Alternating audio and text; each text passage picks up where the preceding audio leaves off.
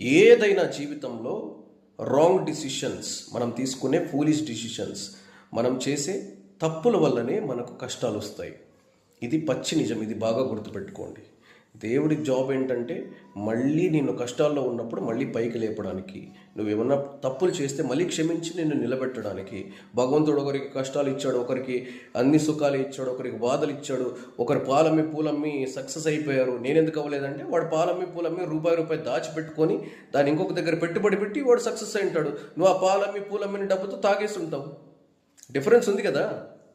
ఆయన పాలమ్మాడు పూలమ్మాడు సక్సెస్ అయ్యాడు, నేను అవ్వలేదు అంటే ఆయన రూపాయి మళ్ళీ ఇంకొక దగ్గర పెట్టుబడి పెట్టుంటాడు, దాన్ని లాభదాయకంగా సక్సెస్ చేస్తుంటాడు. ఓర్పు సహనం, రూపాయిని ఎలా ఖర్చు పెట్టాలి, ఎలా జాగ్రత్త పడాలనే దాన్ని బట్టే ఉంటుందన్నమాట. సో కాబట్టి కష్ట నష్టాలు, లాభాలు, సుఖాలు ఇవన్నీ మనిషికి వెలుగు చీకటి తీపి చేదు ఇవన్నీ జీవితంలో ఆల్రెడీ ఇన్బిల్టెడ్.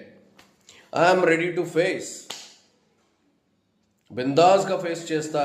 కుచ్ మేరా పాస్ కుచ్ నై, పాకెట్ ఎంటీ హే, నో ప్రాబ్లం. ఇంటి నిండా డబ్బు ఉంది, రెండిటికి అందుకే యోగాలో స్థిత ప్రజ్ఞ అని చెప్తాడు.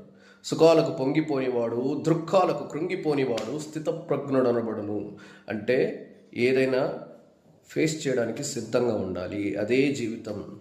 నాకు కష్టాలు ఉన్నాయి, నాకు బాధలు ఉన్నాయి, నేను రిచ్, వాడు చూడు ఏమున్నాడు అంటే. నేను చాలామంది రిచ్ పీపుల్ చూశాను. రాత్రిపూట సరిగ్గా పడుకోరు, ఎవడొచ్చి దొంగ నెత్తి మీద తల మీద కొడతాడని. ఎవ్వరు ఉండరు వాళ్ళ దగ్గర. వాళ్ళు తినడానికి టైం ఉండదు, సంసారం చేసుకోవడానికి కూడా టైం ఉండదు, ఫ్యామిలీతో స్పెండ్ చేయలేరు, డబ్బులున్న తిండికి ఉండదు, ఆరోగ్య సమస్యలు. ఎవరికి హ్యాపీగా ఉంటున్నారు చెప్పండి? రాజకీయ నాయకులు అమ్మో కోట్లు గడించారనుకోండి, అన్ని కేసులే, మొత్తం కేసులే. ఎప్పుడు ఇంకొకరు ఎవరో కోట్లు సంపాదించడం, ఎప్పుడు ఒత్తిళ్లే, మానసిక ఒత్తిళ్లే. కాబట్టి పైసా మేరా పాస్ పైసా హే, నేను తోపు అనుకుంటే కాదు. భగవంతుడి దృష్టిలో అందరూ సమానమే. మంచి చెడు, కష్టం నష్టం, లాభం నష్టం, సుఖం దుఃఖం అన్నీ ఫేస్ చేయాల్సి తప్పదు మనిషి పుట్టిన తర్వాత.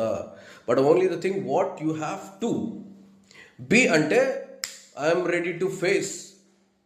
ఎవరున్నా ప్రాబ్లం లేదు, ఎవరు లేకపోయినా ప్రాబ్లం లేదు, పైసలు ఉన్నా ప్రాబ్లం లేదు, పైసలు లేకపోయినా ప్రాబ్లం లేదు.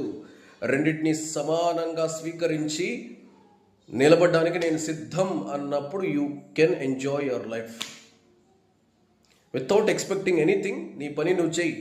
లాభం వచ్చిందా హ్యాపీ, నష్టం వచ్చిందా నో ప్రాబ్లం. ఇలా ఎప్పుడైతే మనిషి బతకగలగడో